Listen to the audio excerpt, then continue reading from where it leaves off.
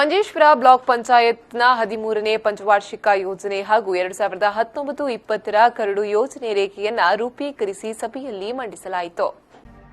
ಭಾರತದ ಸಮಗ್ರ ಅಭಿವೃದ್ಧಿಗಾಗಿ ರೂಪಿಸಿದ ಯೋಜನೆಗಳಲ್ಲಿ ಪಂಚವಾರ್ಷಿಕ ಯೋಜನೆಯು ಅತಿ ಮಹತ್ವವನ್ನು ಪಡೆದಿದೆ.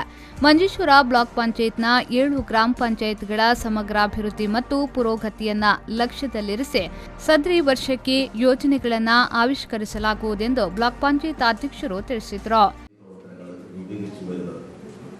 അതിന്റെ ഭാഗമായി ചേരുന്ന മഞ്ചേശ്വരം ബ്ലോക്ക് തലത്തിലുള്ള സെമിനാറിൽ പങ്കെടുക്കാൻ കഴിഞ്ഞതിലുള്ള സന്തോഷവും ചാരിതാർത്ഥ്യവും ഞാൻ രേഖപ്പെടുത്തുകയാണ്.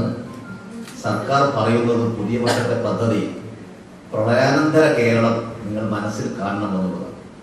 പ്രളയം കൊണ്ട് തകർന്നുപോയ കേരളം അത് പുനർനിർമ്മിക്കാൻ വേണ്ടി ആവണം എന്നാണ് പറയുന്നത്. ഭാഗ്യവശാൽ നമ്മുടെ ജില്ലയിൽ പ്രളയം വന്നിട്ടില്ല. 13 ജില്ലകളെയും പ്രളയം ബാധിച്ചു. പക്ഷേ കാസർഗോഡ് ജില്ല നേരിടാൻ വേണ്ടി പോകുന്ന വലിയ പ്രശ്നം പ്രളയത്തെക്കാളേറെ വരൾച്ചയായിരുന്നു. ಕಳೆದ 12 ಪಂಚವಾರ್ಷಿಕ ಯೋಜನೆಗಳ ಕಾಲಾವಧಿಯಲ್ಲಿ ಗ್ರಾಮ ಪಂಚಾಯತ್ಗಳಲ್ಲಿ ಉತ್ಪಾದನೆ, ಸೇವನೆ ಹಾಗೂ ಮೂಲಭೂತ ವಿಭಾಗಗಳಲ್ಲಿ ಅಭೂತಪೂರ್ವ ಸಾಧನೆಗಳಿಗೆ ಗ್ರಾಮ ಪಂಚಾಯತ್ಗಳು ನೀಡಿದ ಸಹಾಯ ಸಹಕಾರಗಳಿಗೆ ಸಭೆಯಲ್ಲಿ ಅಭಿನಂದಿಸಲಾಯಿತು.